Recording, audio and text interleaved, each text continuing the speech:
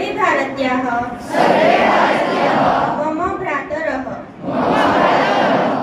भगिनस्यः च सन्ति मम मानसे देशद्रोहः स्यात् गौरवम् अनुभवामि अहं सदा तत्पात्रं भवितुं यत्नं करिष्यामि गुरुजनान् च प्रति आदरभावं धारयिष्यामि प्रत्येकं व्यवहारं करिष्यामि अहं मम देशाय देशबान्धवभ्यं च मम निष्ठाम् येषां कल्याणे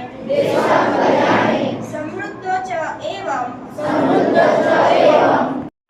मम माता सा गृहिणी अस्ति बेलिपिलाल् मम भ्रातः सः छात्रः अस्ति मम कुले 4 सदस्याः सन्ति अहम् एकतानगर विस्तारे मुस्लिम समाजे वसामि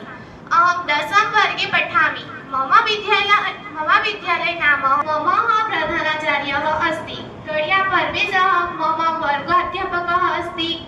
राठो અને મારા પ્રિય મિત્રો આજે આપણે અહીં સંસ્કૃતિ દિવસની ઉજવણી નિમિત્તે એકત્રિત થયા છીએ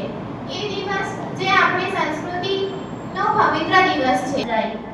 એના શબ્દો માત્ર ઉચ્ચાર્યા નહીં પરંતુ અનુભવી શકાય છે સંસ્કૃત એ ભારતની સંસ્કારની ભાષા છે એક એવી ભાષા જે વાણીને શુદ્ધ કરે છે અને વિચારોને ઉન્નત બનાવે છે સંસ્કૃતની મહાનતા સંસ્કૃત એ વિશ્વ છે શૈક્ષણિક અને સાંસ્કૃતિક મહત્વ સંસ્કૃત એ શિક્ષણ તત્વજ્ઞાન યોગ આયુર્વેદ અને ગણિત જેવી અનેક શાખાઓનું જ્ઞાન ધરાવે છે પાણીની ચાણક્ય કેટલા લોકો માને છે કે સંસ્કૃત મરણ પામેલી ભાષા છે પણ શું આપ જાણો છો કે આજે પણ આપણી સ્મૃતિ અને તર્ક શક્તિ મજબૂત થાય છે આપણે આપણા મૂળ સાથે જોડાઈ રહીએ એ માટે સંસ્કૃત શીખવું જોઈએ સંસ્કૃત દિવસ ઉજવવાનો હેતુ સંસ્કૃત દિવસનો ઉદ્દેશ એ છે કે યુવાનોમાં સંસ્કૃત માટે રસ ઊભો થાય